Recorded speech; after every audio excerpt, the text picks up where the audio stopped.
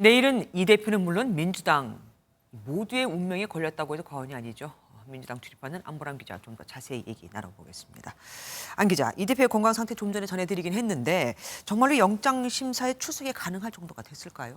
네, 보통 단식을 하면 단식한 기간에 3배 정도 회복 시간이 필요하다고 합니다. 3배요? 이재명 대표가 24일간 곡기를 끊었고 회복 치료가 시작된 지 3일째에 불과하죠.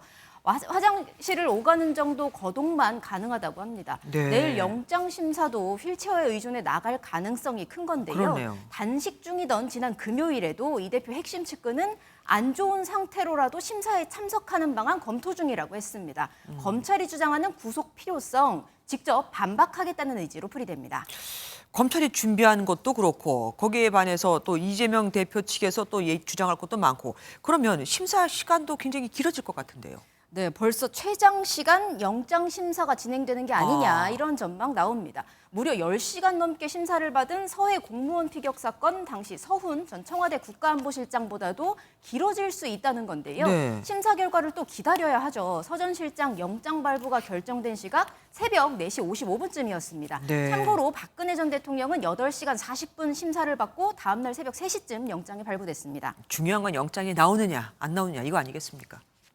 그렇습니다. 일단 기각의 상황 먼저 가정해 보겠습니다. 네. 왜 기각됐는지가 중요할 텐데요. 구속 여부 판단 시 법원은 보통 도주 우려와 증거인멸 가능성, 혐의의 중대성을 기준으로 삼습니다. 만약에 도주 우려와 증거인멸 가능성이 없다고 밝힌다면 검찰의 무리한 영장 청구라는 비판 나올 것으로 보입니다.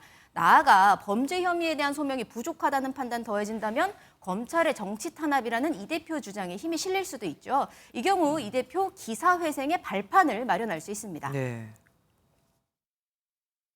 검찰 수사의 정당성에 대해서 정면적으로 법원이 인정을 안 하는 거잖아요. 윤석열 정부의 조기 레임덕의 시초가 될 가능성도 있죠. 그리고 당내에서는 어쨌든 친정 체제가 무척 강화될 것 같습니다. 더욱이 강력한 대여 투쟁 동력이 생긴 만큼 여야 충돌이 거세지며 전국은 시계제로에 빠질 수 있습니다.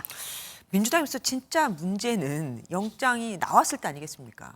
그렇습니다. 현직 제1야당 대표 구속 사실 헌정사상 없었던 일입니다. 네. 영장 발부를 곧 유죄로 볼 순 없지만 유죄 가능성이 커진 것만은 분명합니다. 네. 민주당 큰 내홍에 빠져들 걸로 보이는데요. 체포동의안 가결 이후 비판을 받으며 일단 자제 중인 비명계 새 지도부를 꾸려야 한다고 목소리를 키울 가능성이 큽니다. 반면 친명계는 검찰의 수사 자체를 정치 탄압이라고 규정하고 있죠.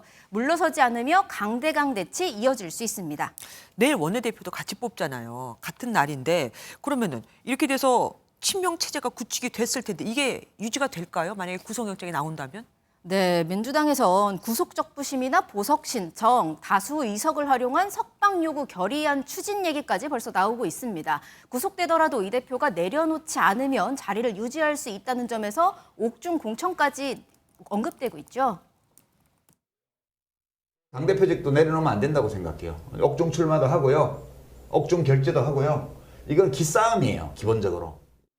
네, 이 대표 누워있는 중에도 이 동영상에 좋아요를 누르기도 했습니다. 네. 관건은 지지율이 될 수밖에 없습니다. 총선 이제 200일도 안 남았죠. 비명계한 초선 의원, 총선이 다가오는 만큼 지지율에 민감해질 수밖에 없다면서 막상 구속되면 기류가 확 바뀔 거다 이렇게 강조했습니다.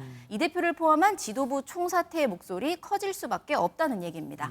어쨌든 이 대표가 구속이 되면 대행 체제는 필요한 거 아닙니까?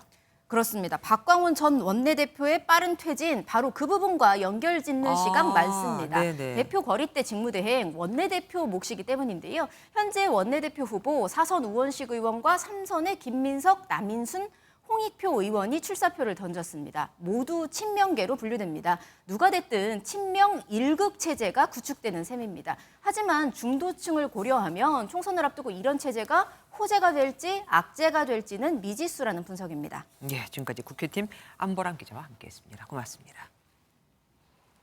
안녕하세요, 김주하입니다.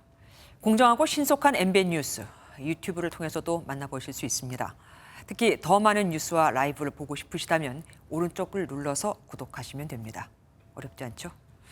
빠르고 정확한 뉴스로 계속 찾아뵙겠습니다. MBN 뉴스를 시청해 주신 여러분 고맙습니다.